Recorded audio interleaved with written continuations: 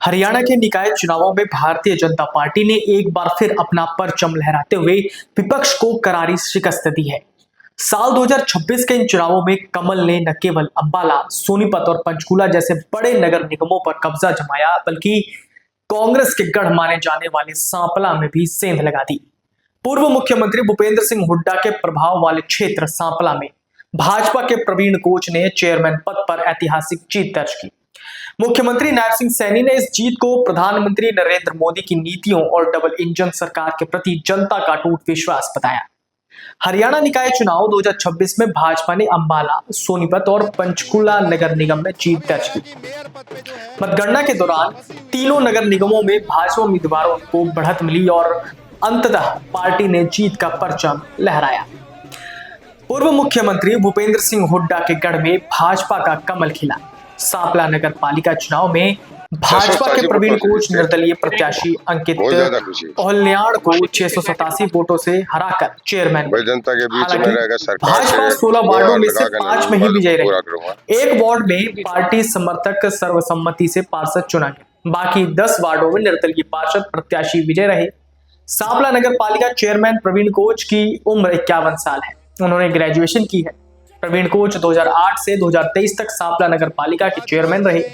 बड़ा भाई देवेंद्र 1996 से 1998 तक जिला परिषद सदस्य रहा। दूसरा भाई जोगेंद्र 1998 से 2003 तक जिला परिषद सदस्य रहा। वो 16 अप्रैल 2026 को कांग्रेस छोड़कर भाजपा में शामिल हुए थे। आइए अब जानते हैं जीत की 3 वजहें। पहला, भाजपा का आक्रामक प्रचार, कांग्रेस के हुड्डा पिता पुत्र की चुनाव से दूरी। दूसरा, गैर भाजपा वोटर का बिखराव, संगठन की कमी। तीसरा, भाजपा प्रत्याशी प्रवीण कोच का पुराना अनुभव। अब आइए जानते हैं 3 संकल्प क्या हैं। गंदे पानी की निकासी और सफाई व्यवस्था में सुधार। दूसरा है डोर टू डोर कचरा उठान की व्यवस्था लागू करना। तीसरा, सड़कों का सुधारीकरण। भाजपा ने पहली बार 16 में से 15 वार्डों में अपने उम्मीदवारों को मैदान में उतारा था। इसमें वार्ड नंबर 3 से सर्वसम्मति से महेश कुमार पार्षद चुने गए।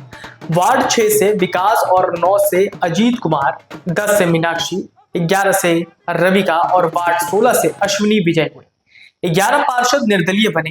कांग्रेस, इनेलो, जजपा, बसपा और अन्य किसी दल ने चुनाव नहीं लड़ा।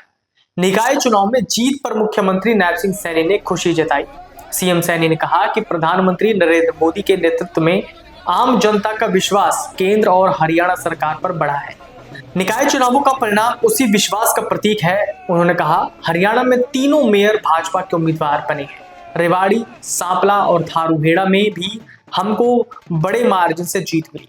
विपक्ष के ऊपर अब जनता को विश्वास नहीं रहा। वो केवल झूठ की राजनीति करते हैं।